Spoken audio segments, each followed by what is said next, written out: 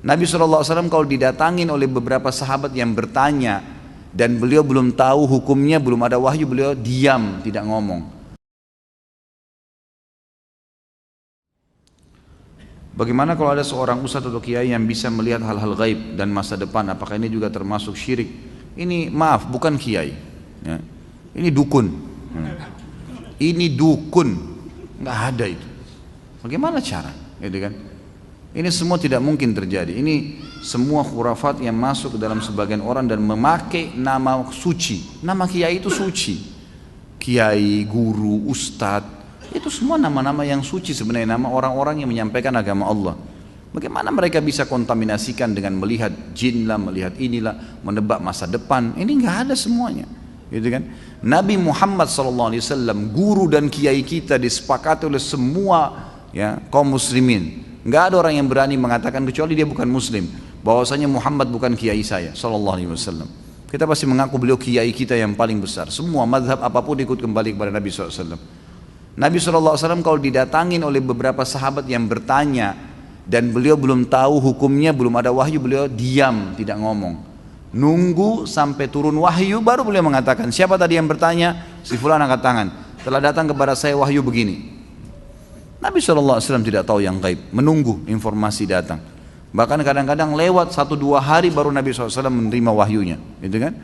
Waktu dituduh Aisyah berzina, nanti akan kita bahas itu dalam dosa besar tentang menuduh orang mukminah berzina, itu sempat wahyu terputus dari Nabi SAW kalau tidak salah sebulan, nggak ada wahyu turun.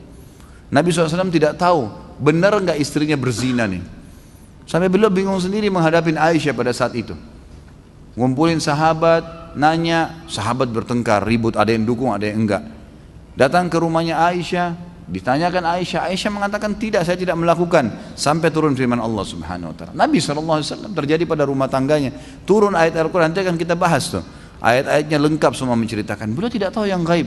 Bagaimana ada orang yang mengaku kiai kemudian bisa melihat yang gaib, bisa tahu masa depan? Bagaimana caranya? Allah mengatakan dalam Al-Quran tentang Nabi SAW, dan Nabi disuruh ucapkan itu. A'udzu billahi minasyaitonir rajim. Qul law kuntu a'lamul ghaiba lastakthartu minal khairi wa ma massani as-su. Katakan hai Muhammad kepada mereka, kalau saya ini tahu yang gaib, maka pasti saya akan perbanyak kebaikan-kebaikan dan saya tidak akan ditimpa masalah.